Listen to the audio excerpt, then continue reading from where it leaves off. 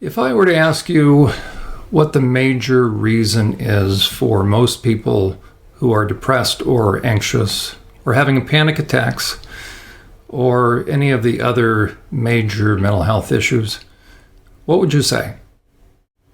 Well, if you've listened to previous podcasts, you would probably say it has to do with a lack of boundaries, and you would be correct. And we're going to look at why and how important it is to have boundaries and to ensure there is goodness of fit with those boundaries. Next, on Journey to Healing. Welcome to Journey to Healing. Do you find yourself discouraged, troubled, in need of healing, but not sure where to turn? Jon Uhler, a licensed professional counselor, is here to help. Jon has more than 25 years of professional experience helping people deal with the issues that keep them emotionally and spiritually stuck. There is help. There is hope. There is a God who loves you and wants to help you find peace and strength. And Jon Uhler is here to help you find that on this edition of Journey to Healing.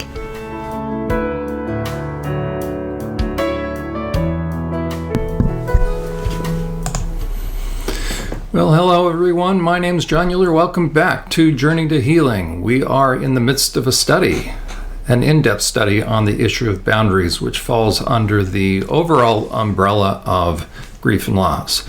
The reason being is unless you can bring things down to a low ebb in your life, all things being equal, then if there are issues in your past, you will not be able to attend to those. You won't be able to tackle those issues because things need to be calm. So we're looking at the things that will prevent us from setting boundaries. I recommend that you go to SurvivorSupport.net and look under the podcast tab to bring yourself up to speed in what we're going to talk about tonight. We're going to do a deep dive into, and at a pretty quick pace, into the issue of looking at the nature of those with whom we need to have boundaries. Previous podcasts have brought us up to this point, and we looked at some of the primary dynamics, and I'm going to bring some of those up right now. We talked in terms of last time, when we think of boundaries, and I'm going to bring my little picture up again, so I'm getting better with the technology. There I am. So when we think of boundaries, a lot of people understandably kind of think of black or white, either or type of boundaries, and that's not the case. Realistically, boundaries are varied depending upon the nature of the person that we're dealing with. Context matters a lot. And the best way to view boundaries is on a scale of 1 to 10, but actually we go one step further, and we are looking at really a continuum that has to do with, or ranges from positive 10 to negative 10.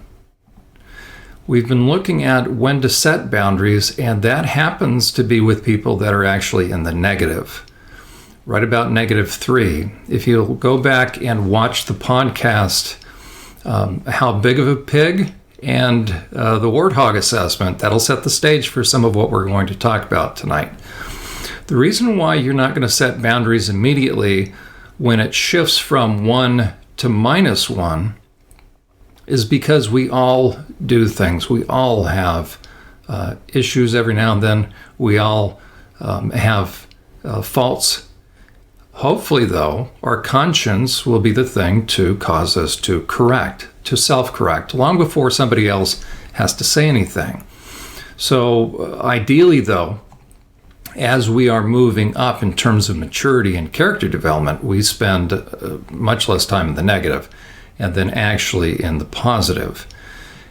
What do you do with those that are in the negative? We're going to look at that in a moment. I want to share with you, though, again, let me get my picture out of the way. Okay, we talked in terms of what's the kind of person that you can trust implicitly. it's really those that are on that end, the positive end, the high end of the continuum. It is tempting to allow, and this is where the crazy making comes in families, is we may have somebody that is much lower on the continuum and even into the negative, yet we want them to be where we are. And so we end up looking at where we bring or allow up into what I call let me get my picture out, the trustworthy zone. Okay, you notice the intimacy zone, the heart-to-heart zone was at about a 9 and a 10. That's a true friend. We played the song Bridge Over Troubled Waters. That's the kind of person that you can trust implicitly. Though, as far as trustworthy people, it expands a little bit more. So when somebody is about at a 7.5, maybe an 8, they've demonstrated enough track record, and that's crucial. Do not necessarily listen to somebody's words, because the people down in the pig zone are prolific at saying, I know what it looks like, but it's really not that. So they will confuse you. They will manipulate you. For those that have been with us up to this point, again, what is it that a manipulator, that a pig, and we're not calling names. That term comes out of Matthew chapter 7, verse 6, out of the New Testament. Jesus said, do not cast your pearls before swine. What does that mean? Well, a pig, if there's any one group of people that should never be around pork, around pigs, it's the Jews. So that was used for emphasis. Jesus was saying, what are you doing? Some of you have pigs in your life. So obviously he wasn't talking about animals. He was talking about people. And he said, do not cast your pearls before swine. That is, he's not name calling. He's telling you we have to have discernment. The book of wisdom, the book of Proverbs, 3,000 years ago, Solomon wrote a collection of sayings that really is for the purpose, if you read the beginning of that book, it's all about giving us wisdom, and wisdom will then also give us discernment. It is not wise not to have discernment. And if you think you're loving, but you have no discernment, then you don't know whether you are loving or enabling or rescuing or co-facilitating someone who is actually being extremely hurtful, not only to you, but to other people. So you become a co-conspirator, sometimes without even knowing it, if you do not, and if you are not able to discern, and if you do not have the boundaries. So, as I bring my picture back up, so what we want are trustworthy people, and then we want, within that group, we want to find those few people, and it's just a handful typically in life, that we're going to be able to have in that trusted zone, really the heart-to-heart connection.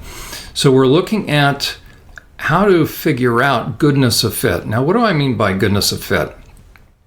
It is making sure that the boundaries and the degree of openness and intimacy, looking back now at the trustworthy zone here, making sure that no one gets in that zone that doesn't belong there, and making sure that when you're looking at the pig zone on the screen, that you don't allow people in that bracket in your life. Why? Because they will do damage to you.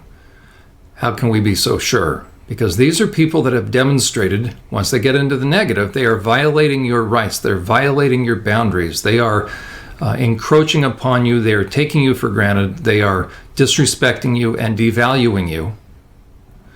Hopefully, the first encroachment, they themselves will self-correct, their conscience. Their conscience will get their attention. What happens if they start to ignore their conscience? Now they're going to transition down to number 2, -2. This is now moving from accidental crossing of your boundaries to now it's becoming habitual.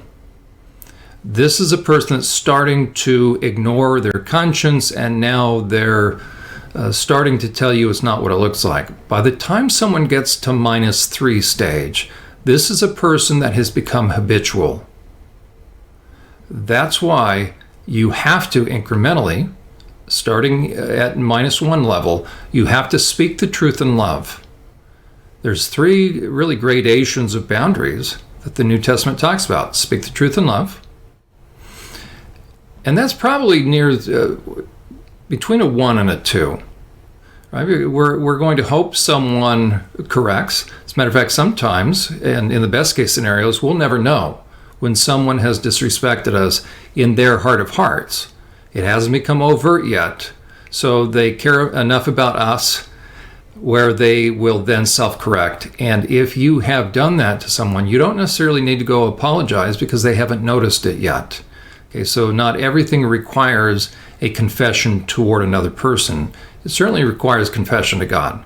But you actually can do some damage. If you go to someone and they don't know that you've had a difficult time with them, and out of the blue say, you know what, I need to apologize for you. I really have been thinking you've been a jerk. And the person doesn't know it. Now you've created an issue. Sorry. So,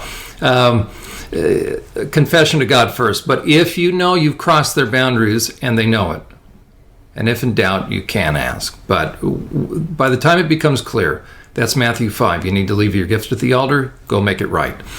By the time you're in -2, trust me, people are noticing. So as someone transitions from -1 to -2 on this chart, you need to speak. You need to speak up. You need to say something. Whenever somebody comes into counseling, I'm going to bring my little picture up here. There we are. When someone comes to counseling, I inevitably know, or I know that inevitably 2 things are going on. They have anger that they are detached from, and that anger typically comes from having had their boundaries crossed at some point in time in the past, and they haven't dealt with that. And in what way haven't they dealt with it? They haven't spoken up. So in order to deal with the stuff that you have stuffed, you have to be able to talk about it. So the very first thing for someone who has begun to violate the rights of someone else, disrespect someone, is you have to be able to speak the truth in love. What does that look like? It's going to be more grace than truth at first. But if they continue then to the next level, then you're going to be helping to chip off some, shall we say, character issues. And that is as iron sharpens iron, so one man sharpens another. So a person sharpens another person. That's out of the book of Proverbs. If that doesn't work, so now you've been having conversations with this person in a reasonable way. You've been dispelling any doubt because you've been bringing up the issues. They've now become resistant, and now you're going to have to go to that 3rd level, which is spur one another on to love and good works. What is a spur? It is a negative motivational tool. This, the carrot and the stick. The carrot's gone by this time. Now it transitions to a stick. Now, as we look at the that scale again, let me bring that back. And if you go back to previous podcasts, you'll see this colorful scale comes out of a picture of concentric circles, dealing with concentric circles of intimacy, of heart-to-heart connection. So you will see that colored scale. I'm going to now continue with this theme. So we have the scales of numeric value, 1 to 10 and -1 to -10. Looking at people, as you can see I have in those brackets. There's another way, and I think a more helpful way, to begin to see what's going on when someone is crossing boundaries. And that is using the idea that people are either getting better or bitter. Let me bring my picture up here. There we go. So what you have is the best way, and I think biblically, this is the best way to understand the book of Proverbs and the book of Psalms. I think every Jew understood that we're all on a journey. We're moving through life. Nobody ever stays the same. You're either getting better or you're getting worse, you're getting better or bitter. And if you notice this little line, it looks like a hill, because life is a journey and it's all about, in a way, character growth. So the goal is, as we start at level 1, those of us that have been parents, what do? We are in the process of character training. And so we're helping a child move up in terms of character growth. One thing that we're working on is their conscience. So we want to break the will, meaning we want to help the child keep their will in check without breaking their spirit. So ideally, someone is going to be progressing in terms of degrees of character development, which then will make it so they're able to be a good friend. They're able to be trusted. They're able to be empathic. They're able to share with someone as far as their pain and their suffering, and they can be a good confidant. They can be that bridge over troubled waters. But if someone begins to allow selfishness to increase, they're not going up. Where are they going? Now they start to go down in kind of stair-step fashion. I tried to kind of draw a terrace. Last time I used the word terrorist. No.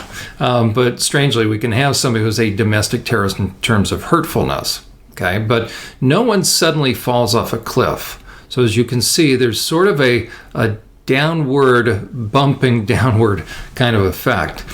One other picture that I used last time, I want you to see how we can actually begin to think in terms of the bell-shaped curve. That you can have, by degree, a kind of normal, and let me transition, show you what that is. I'm going to overlay now kind of a grid effect. There we go. I'm going to get me out of the way for a moment. Okay, so you have over in the upper left quadrant, you have the positives, and then of course you have the negatives. Someone who is progressing positively, who's growing, is going to be going, at least on this chart, from the middle to upper left. They're going to be growing. So if we want to talk in terms of either vertical or horizontal, and there's a time talking about both, and I'll describe that, but depending upon what you're trying to describe in terms of character growth or decline, sometimes it's easier to think vertically or horizontally. The charts I just showed you earlier, right? Let me bring that up again. That is, of course, vertical. So it's sometimes easy to think in terms of vertical. But now we're going to think in terms of horizontal progress. And the thing to keep in mind is this: no one ever stays the same. We might only see them every now and then, and they might appear to be the same. We might say, oh, old Joe, yeah, he's just the same. You go to a high school reunion, and sometimes the people seem the same, but I can guarantee you this: they're not. If we could see below the surface, every time throughout their life that they have encountered truth, something has happened to them.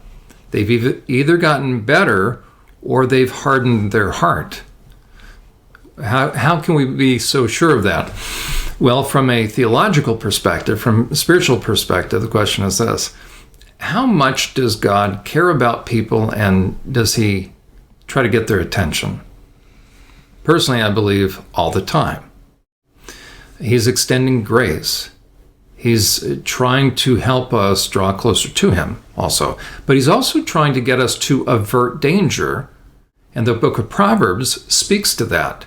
It speaks about staying away from and discerning people that are on the bottom right-hand side of this, but also it warns us not to go down that slippery slope.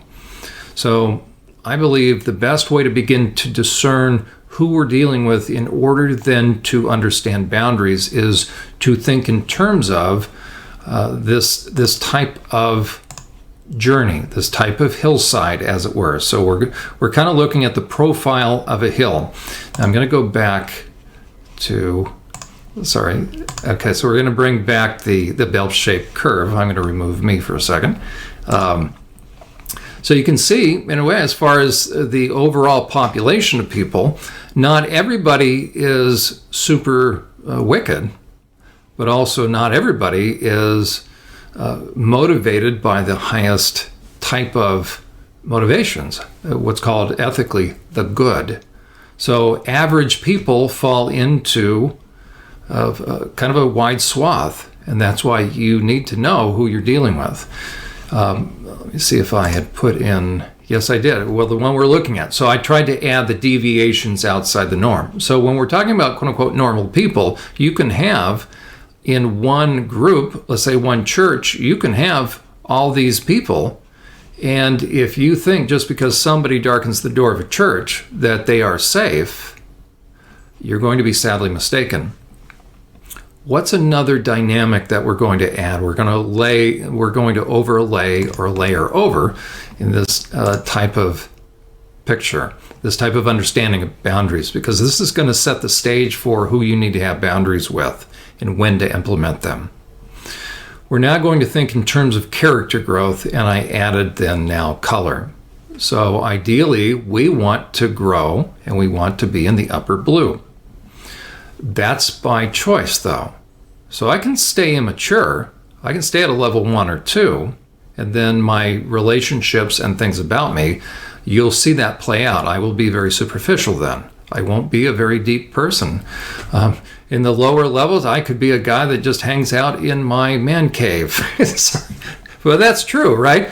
If I'm not involved in the lives of people, and I think that weekends are made for Michelob, or weekends are made for man caves, or I'm going to do me, guess what? I'm probably not growing very much. A man cave, I believe, is another way of saying a bunch of Neanderthals that hide out. Okay, before I get myself in trouble.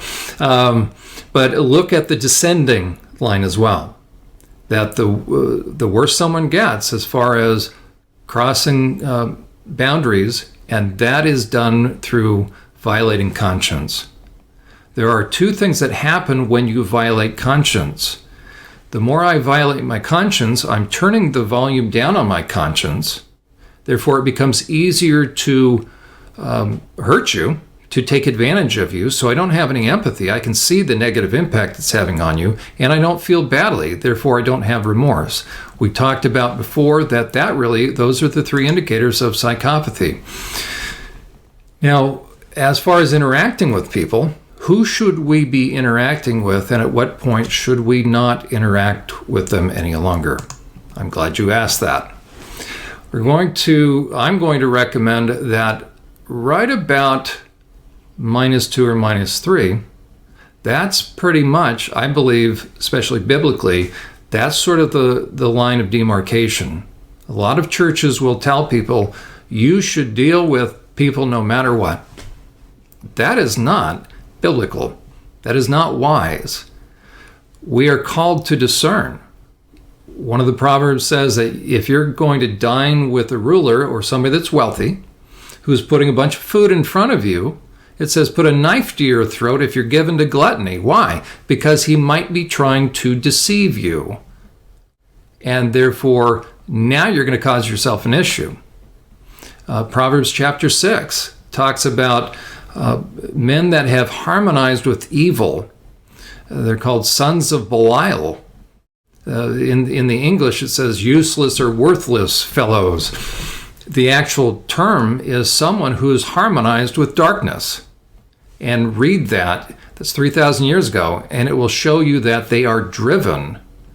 There's something that happens, and we'll see at what point in time.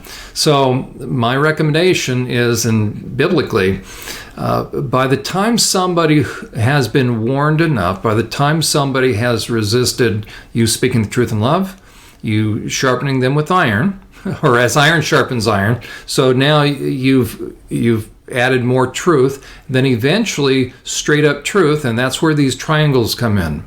There's going to be an inverse relationship with how much grace and how much truth, depending upon where the person falls on this grid effect, or on the line, the developmental line of character. So moral and character and spiritual development all go hand in hand. Those are the most important things. So the higher someone is in terms of character development and trustworthiness, when they make a mistake, you apply more grace and very little truth. Why? Because their conscience is their guide, and you aren't going to have to mention anything. So if someone, and the way to, again, to view this chart is do a horizontal line straight across. So at +8 or +9, if we were to draw a line, you could see how much grace and how much truth. We could almost bring that truth triangle down a little bit, because there was someone who's demonstrated a trustworthy track record. If they do something, you probably don't need to apply any truth right away. They just need grace, because they're going to be harder on themselves. So what happens, though, as someone begins to move downward? Well, there's an old-fashioned term, but it really isn't old-fashioned. It comes out of the Greek. The term from Greek is adokimos, or adokimos. Adokimos. I'm sorry. Here, I took Greek for 2 years. Adokimos. Okay. The term really comes from metallurgy, and it's used as far as testing, seeing if it is true, or is it a bunch of dross and to be rejected or disqualified? Has it failed the test? I want to read a couple other things. This word also means unapproved, disqualified, rejected, and it has to do with moral development and character development. It means that the further someone goes down that path, their mind is beginning to change, and change in very meaningful and important ways. It has to do with their conscience, and it has to do with how much they care about someone and how much they feel badly for doing what they're doing. And eventually, someone can get to a point where they begin to go through what I call the zone of twisting, where everything about them starts to become different. They're starting to experience internal changes, which, if they go far enough, they're not even going to be aware of, and actually, eventually, they'll be okay with. And so somewhere, and now we're going to go vertically, look at starting at about -4. Now, some of you may be asking, John, where do you get this? Where did this concept come from? Well, my 11 years working on psych staff in the Pennsylvania Department of Corrections. I started the nation's first intensive treatment program in long-term solitary confinement, did that for 6 solid years, and then headed one of the state's high-intensity sex offender units for sexually violent predators and those at high risk. Was then trained by Dr. Robert Hare. The DOC flew him out, so I'm certified in the Hare psychopathy checklist, and then did specialized evaluations both for sex offenders and for general population. So I would write forensic assessments, some of which were used to keep individuals that were dangerous, and not just the kind that anybody would notice. Those that under the surface have no problem taking you for a ride, and that's why they were in prison in the first place. So for public safety, judges need to know, and the probation department needs to know, is it safe to let certain people out? Have certain people reached a point that they are beyond the point of no return?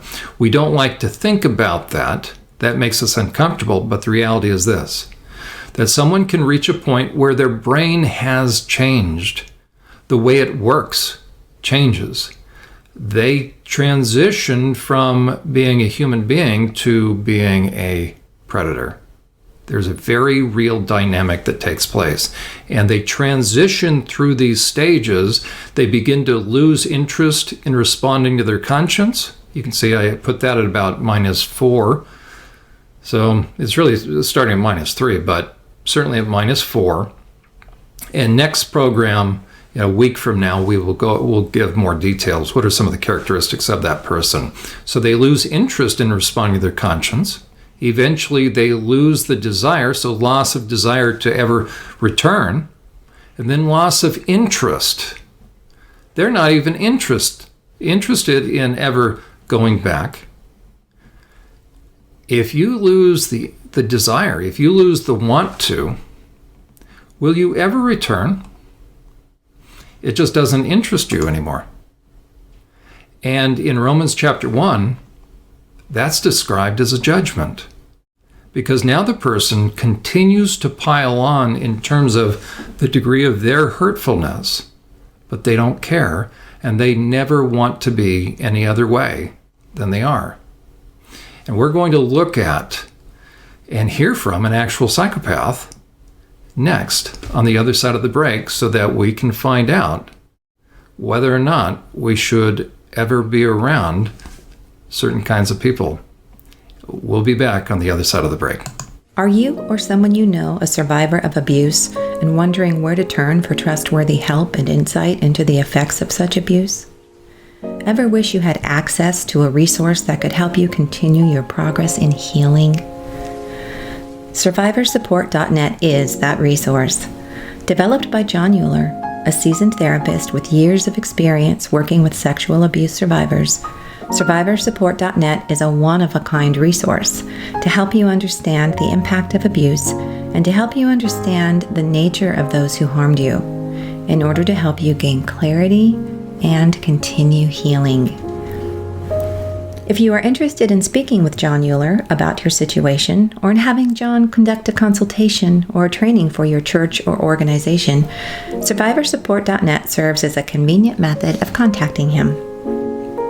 Our program, Journey to Healing, is made possible through the generous donations of viewers like you. There are many opportunities and needs that Survivor Support is attempting to meet, and your monthly support or one-time gift would be extremely helpful as we seek to meet those needs and opportunities. Simply visit SurvivorSupport.net and you will see the link to donate on the homepage. We thank you.